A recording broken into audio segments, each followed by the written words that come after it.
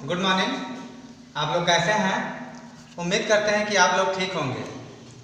जैसा कि आप लोग जान रहे हैं कि पूरे विश्व में कोरोना यानी कोविड-19 जो कि एक महामारी का रूप ले चुका है, पूरे विश्व में एकदम से आतंक मचा चुका है। इन्हीं सब बातों को देखते हुए हम सभी लोगों को ऑनलाइन क्लास का सहारा लेना पड़ा।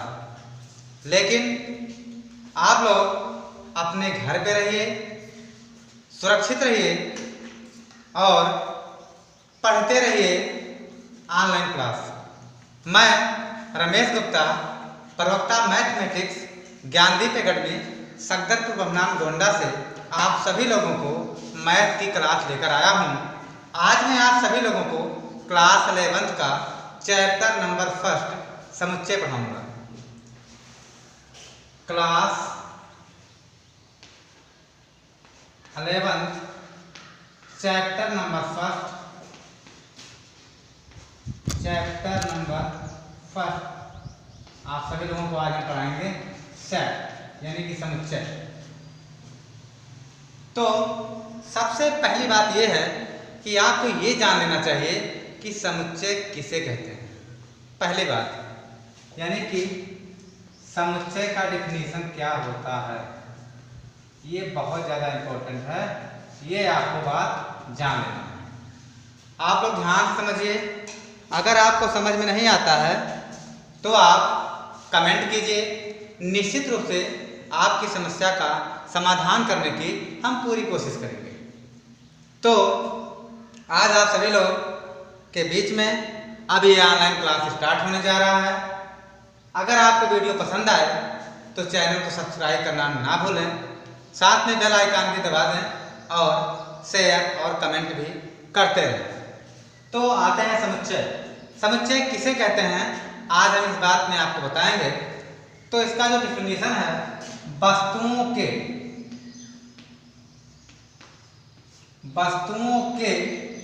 सुपरिभाषित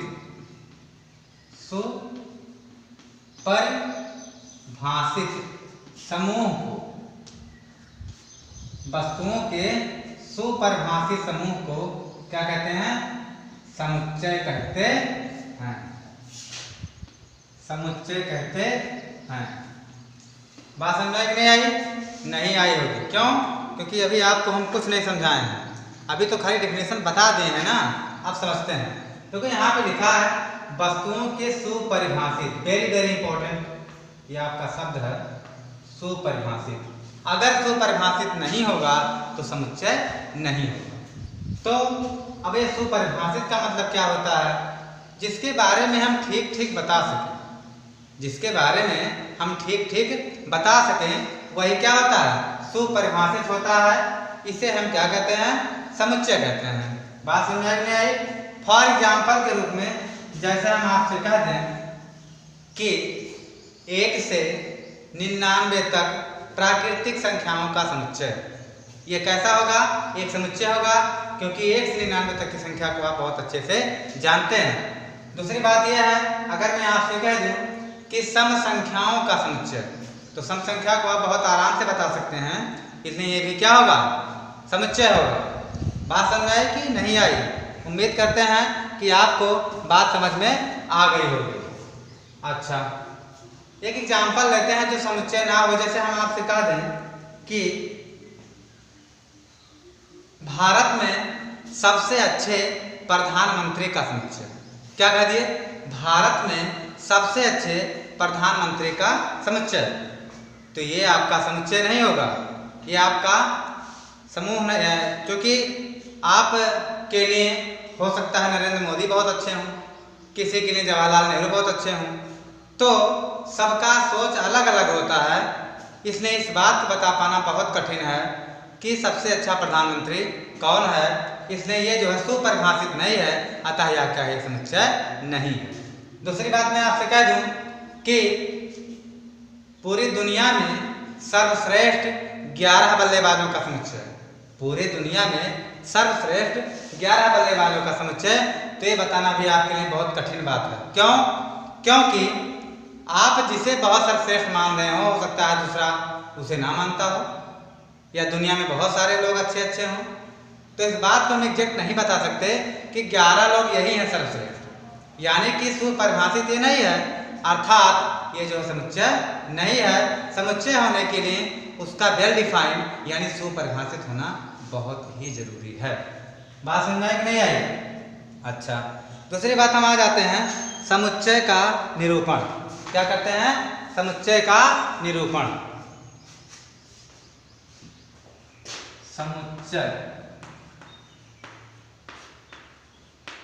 समुच्चय का निरूपण, ये आपको जानना है। देखिए, समुच्चय जो होता है, दो बातें और जान लीजिए समुच्चय के बारे में। सबसे पहली बात तो आप डेफिनेशन जान ही गए हैं। इसके बाद आपको ये जानना है, जब भी समुच्चय को हम लिखते हैं, जब भी समुच्चय को लिखते हैं मझले ब्रैकेट के अंदर ही लिखते हैं। जब तक मझला ब्रैकेट आप नहीं लगाएंगे, समुच्चय क्या है? एकदम से बेकार है, लिखना एकदम से गलत है। तो समुच्चय लिखने के लिए आपको मझले ब्रैकेट का प्रयोग करना होगा। और सबसे इंपॉर्टेंट बात यह है कि किसी समुच्चय के अंदर किसी एलिमेंट को आप रिपीट नहीं कर सकते। जैसे मैं कह दूं आपसे कि मैं आपसे कह दूं कि एप्पल, APPLE, एप्पल शब्द के अक्षरों को समुच्चय के रूप में लिखिए। तो आप इसको समुच्चय के रूप में ऐसे लिखेंगे, A है, P है, L है, E है, कामा लगा के लिखेंगे।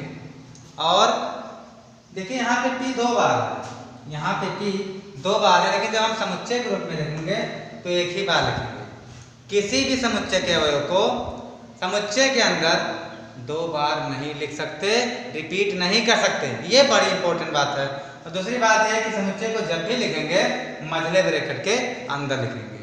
और समुच्चय का डेफिनेशन आप जान गए हैं। उम्मीद करते हैं कि आप समुच्चय को भली भांति जान गए होंगे।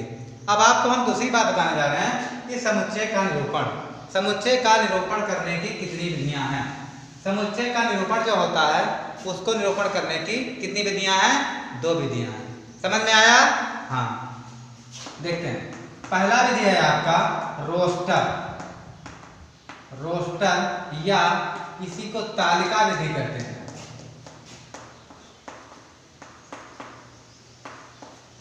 बात समझ आई? समुच्चय को निरूपण करने की कितनी विधियां हैं? 2 विधियां हैं। तो पहला विधि हम लोग पढ़ रहे हैं रोस्टर या तालिका विधि, और दूसरी जो विधि है वो आपका है समुच्चय निर्माण विधि। समुच्चय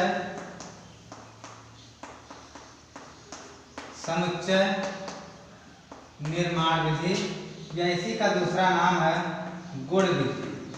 गुण विधि, या इसी को एक और नाम से जाना जाता है या नियम विधि। नियम विधि ये आपका दूसरा विधि है। 3 नामों से जाना जाता है, समुच्चय निर्माण विधि, गुण विधि या नियम विधि।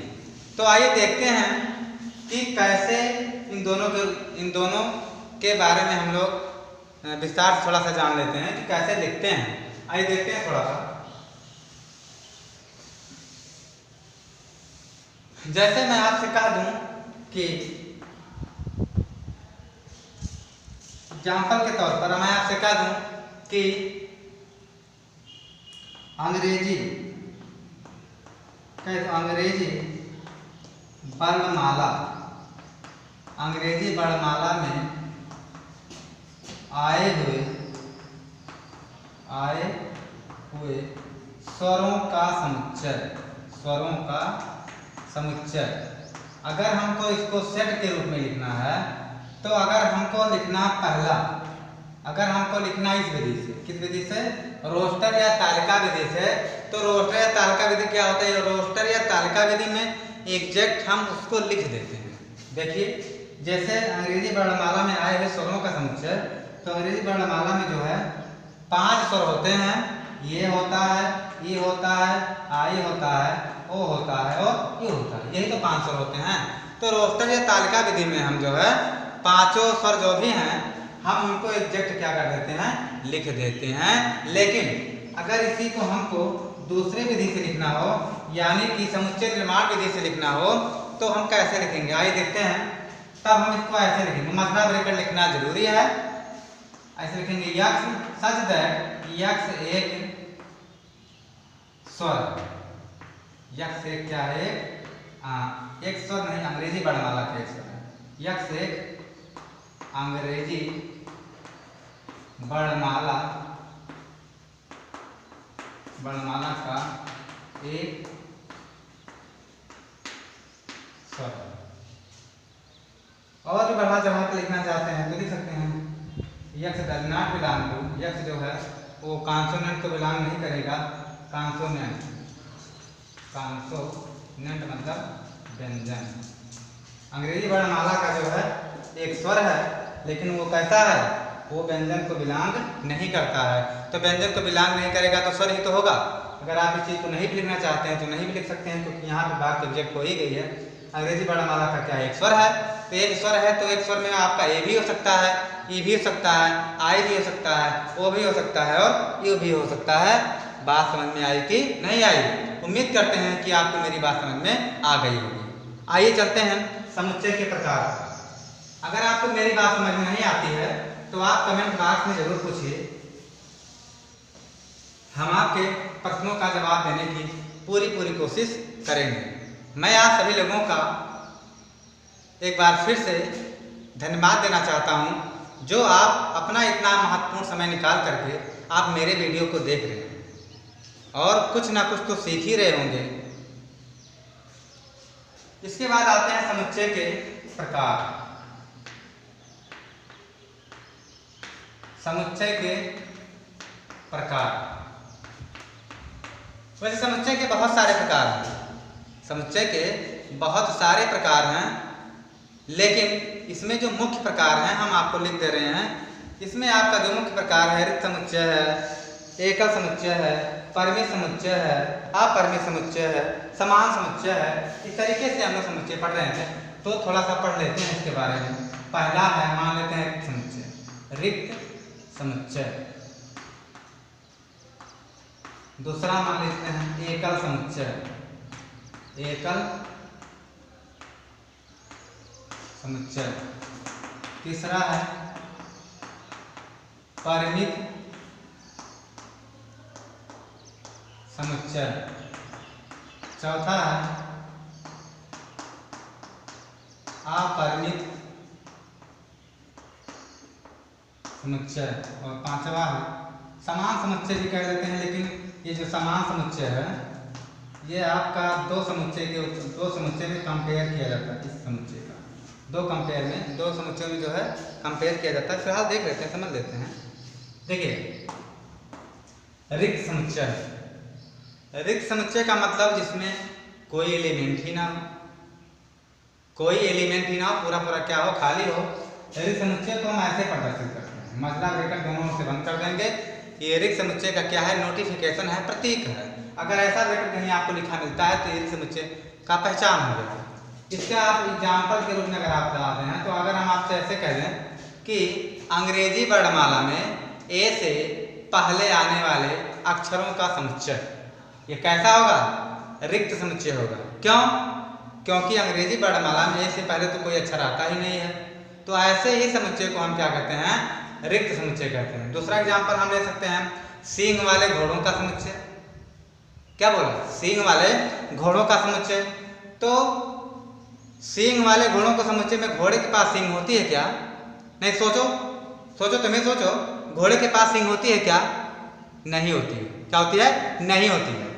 तो जब घोड़े के पास सींग होती ही नहीं है और हम आपसे कह रहे हैं कि सींग वाले घोड़ों का समुच्चय लिखिए, तो इसका मतलब कैसे समुच्चय होगा, रिक्त समुच्चय होगा। एक बात पॉइंट वाली आप जान लीजिए कि रिक्त समुच्चय में हमेशा इम्पॉसिबल वाली बात कही जाती है, यानी जो बात संभव ना हो यानी असंभव। अगर हम आपसे कह दें कि प्राकृतिक संख्याओं में एक से पहले आने वाली प्राकृतिक संख्या का समुच्चय, तो एक से पहले कोई प्राकृतिक संख्या आती है क्या? नहीं आती है, एक ही से तो स्टार्ट होता है। तो ये भी आपका क्या होगा, रिक्त समुच्चय होगा। आइए दूसरे एग्जाम्पल पे, एकल समुच्चय। ऐसे समुच्चय जिनमें केवल एक ही एलिमेंट हो। जैसे अगर हम आपसे कह दें ऐसे 2, तो ये कैसा समुच्चय होगा? एकल समुच्चय होगा। अगर हम आपसे कह दें कि एक समअभाज्य संख्या का समुच्चय जो होगा एकल होगा कि नहीं, एक समअभाज्य, देखिए समअभाज्य, ये जो समअभाज्य संख्याओं का समुच्चय है ये एकल होगा कि नहीं होगा? एकल समुच्चय होगा, क्योंकि पूरे ब्रह्मांड में 2 ही एक ऐसी संख्या है जो सम भी है और अभाज्य भी है। तो 2 एक समअभाज्य संख्या है पूरी दुनिया में, पूरे ब्रह्मांड में। तो 2 को हम कह सकते हैं कि 2 एक समअभाज्य संख्या है, अर्थात पूरा पूरा यूनिक है, अर्थात 2 एक समभाज्य संख्या है। और 2 यहाँ पे जिस तरीके से लिखा गया है वो एकल समुच्चय है, यानी ऐसा समुच्चय जिसमें केवल एक ही एलिमेंट है। बात समझ में आई कि नहीं आई? आ गई होगी। तीसरा बात, परिमित समुच्चय। देखिए आप लोग नोट बना लीजिए और जो मैं आपको बोल दे रहा हूँ आप लोग लिखते चलिए, क्योंकि सारी बातें बोर्ड पर लिखना सही नहीं पड़ेगा, क्योंकि ऐसा लिखने से वीडियो बहुत लंबा हो जाएगा और फिर आप देख नहीं पाओगे इसको। इसलिए आपको मैं जो भी बातें बता रहा हूँ आप एक डायरी बना लीजिए, एक नोट बना लीजिए, कापी बना लीजिए और उसी कापी में मेरी बातों को प्यूज करके रोक करके लिखते जाइए। बहुत अच्छा टॉनिक का काम करेगा ये आपके लिए, बहुत ज़्यादा इंपॉर्टेंट है ये वीडियो आपके लिए। परिमित समुच्चय। परिमित समुच्चय का मतलब होता है ऐसा समुच्चय जिसके एलिमेंट को गिना जा सके। क्या? ऐसा समुच्चय जिनके एलिमेंट को गिना जा सके। तो जैसे मैंने आपको कह दिया कि अंग्रेजी वर्णमाला में स्वरों का समुच्चय परिमित है कि नहीं, तो परिमित है, क्योंकि अंग्रेजी वर्णमाला में 5 स्वर होते हैं तो आराम से गिन सकते हैं। हमने आपसे कह दिया कि अंग्रेजी वर्णमाला में आए हुए सभी अक्षरों का समुच्चय ये भी परिमित होगा, क्योंकि इसको आराम से हम गिन सकते हैं, यानी कि हम जिसको आराम से गिन ले जाएं वही क्या होगा? परिमित होगा। आगे चलते हैं। अपरिमित समुच्चय। अपरिमित समुच्चय आपका ऐसा समुच्चय जिनके एलिमेंट को ना गिना जा सके। क्या? जिसके एलिमेंट को ना गिना जा सके अपरिमित समुच्चय कहलाता है। जैसे हम आपसे कह दें प्राकृतिक संख्याओं का समुच्चय। क्या? प्राकृतिक संख्याओं का समुच्चय। तो प्राकृतिक संख्याओं के समुच्चय को आप गिन सकते हैं क्या? नहीं गिन सकते, क्योंकि प्राकृतिक संख्याएं कितनी होती हैं? अनंत होती हैं। तो इसको कैसे गिन पाएंगे? नहीं गिन पाएंगे। आपसे कह दें आकाश में तारों का समुच्चय, आकाश में तारों का समुच्चय, तो आप इसे गिन पाएंगे? नहीं गिन पाएंगे। तो ये भी आपका क्या होगा? अपरिमित समुच्चय होगा। सम संख्याओं का समुच्चय गिन पाएंगे? कितनी सम संख्या गिन पाएंगे? आप खुद सोचिए, किसी को समझ, आप खुद सोचिए इस चीज को। रटने की जरूरत नहीं है, रटना नहीं, आपको केवल समझना है। गिन सकते हैं सम संख्याओं को? नहीं गिन सकते हैं ना, तो नहीं गिन सकते हैं तो आपका क्या होगा? अपरिमित समुच्चय होगा। और जैसे समान समुच्चय नहीं है, ये जो हमारा प्रकार है, प्रकार के अंतर्गत तो नहीं आता, लेकिन जान लेते हैं। समान समुच्चय, समान समुच्चय 2 समुच्चय में कंपेयर किया जाता है। जैसे मान लीजिए एक समुच्चय ए है और एक समुच्चय बी है। तो अगर ए का प्रत्येक अवयव बी में और बी का प्रत्येक अवयव ए में हो, तब हम कह सकते हैं कि ए और बी कैसे समुच्चय हैं? समान समुच्चय। जैसे मान लीजिए कह दिया हमने कि इसमें जो है ए ई आई ओ ई और बी बराबर लिख दिया ई आई ए ओ ई, तो ये कैसे समुच्चय होंगे? समान समुच्चय होंगे। बस आज इस वीडियो में इतना ही। मिलते हैं अगले वीडियो में एक नए टॉपिक के साथ। तब तक के लिए आपको थैंक यू फॉर वॉचिंग।